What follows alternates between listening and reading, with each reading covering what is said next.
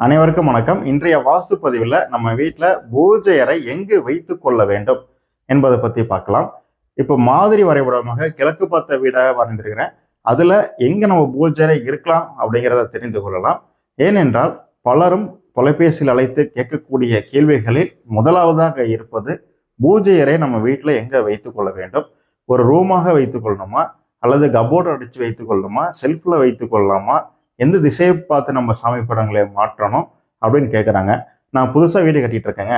எங்களுடைய இன்ஜினியரும் அல்லது கொத்தனார் அல்லது மேஸ்திரி இவங்க இந்த இடத்துல உதாரணத்துக்கு வடகிழக்கில் வச்சுக்கலாங்கிறாங்க, தென்மேற்கில் வைத்துக்கொள்ளலாங்கிறாங்க, வடமேற்கில் வச்சுக்கலாங்கிறாங்க.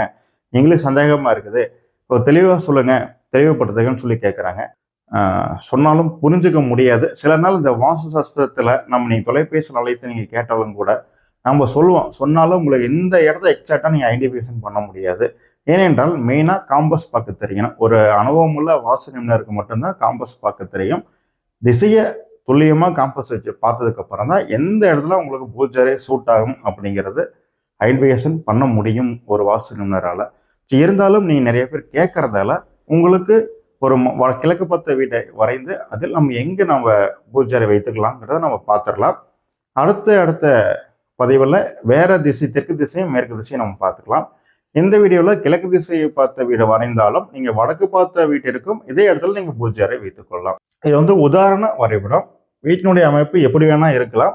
ஒரு உதாரணத்துக்கு பேசிக்காக நீங்கள் புரிந்து கொள்ளக்கூடிய வகையில் ஒரு வரைபடத்தை வரைந்திருக்கிறேன்.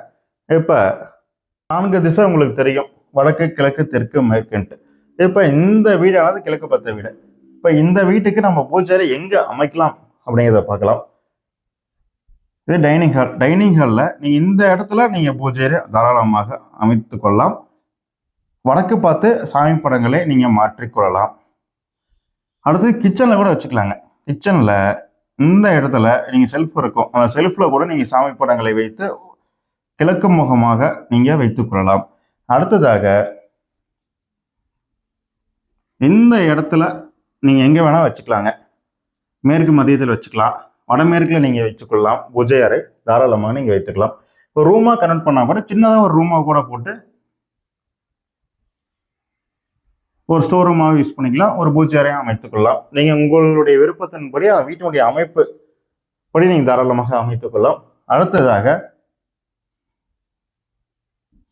இந்த இடத்துலையும் கன்வெர்ட் பண்ணி நான் அமைச்சுக்கலாங்க. சிலருக்கு சந்தேகம் இருக்கும், பாத்ரூம் இருக்குங்க, குறுக்கா செவுறு தான் இருக்கு, இப்போ அதனால எங்களுக்கு எந்த பாதிப்பு இல்லையா அப்படின்னு சொல்லி அது கேட்குறாங்க. அது அடுத்த வீடியோவில் நம்ம அதுக்கான விளக்கத்தை நான் சொல்கிறேன். இந்த இடத்துலையும் அமைச்சுக்கலாங்க. இந்த இடங்கள்ல பூஜை அறையானது அமைத்து கொள்ளலாம். இப்போ எங்கே பூஜை அறை அமைக்கக்கூடாது அப்படிங்கிறத நம்ம பார்ப்போம். இப்போ அமைக்கக்கூடிய இடத்த நான் சொல்லிட்டேங்க. அடுத்தது பூஜை அறை எங்கே அமைக்கக்கூடாதுன்னு உங்களுக்கு தெரிஞ்சு வரணும் இல்லைங்களா? இப்போ எங்கெங்கெல்லாம் நான் இன்டர் மார்க் டிக் பண்ணலையோ அந்த இடத்துலலாம் பூஜை அறை அமைக்கக்கூடாதுங்க. உதாரணத்துக்கு வடக்கு மத்திய பகுதி அமைக்கக்கூடாது, வடகிழக்கு அமைக்கக்கூடாது, கிழக்கு மத்திய பகுதி அமைக்கக்கூடாது, தென்மேற்கு அமைக்கக்கூடாது. தென்மேற்கு தாங்க, தென்மேற்கில் வடமேற்கில் அமைச்சுக்கிறது சிலருக்கு தோணும், அங்கேயும் அமைக்கக்கூடாது. ஏனென்றால் தென்மேற்கு படுக்கை அறை, பெட்ரூமில் எப்பயுமே நம்ம பூஜை அறை அமைக்கக்கூடாது. இந்த இடத்துலையும் அமைக்கக்கூடாதுங்க. இந்த இடத்துல அமைக்கக்கூடாது. டிக் பண்ண இடத்துல பூஜை அறை அமைத்து கொள்ளலாம்.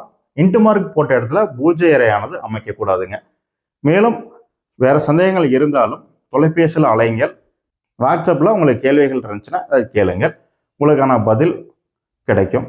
நன்றி, வணக்கம். அடுத்த பதிவில் வேற ஒரு தகவலை தருகிறேன். தொடர்ந்து இணைந்திருங்கள்.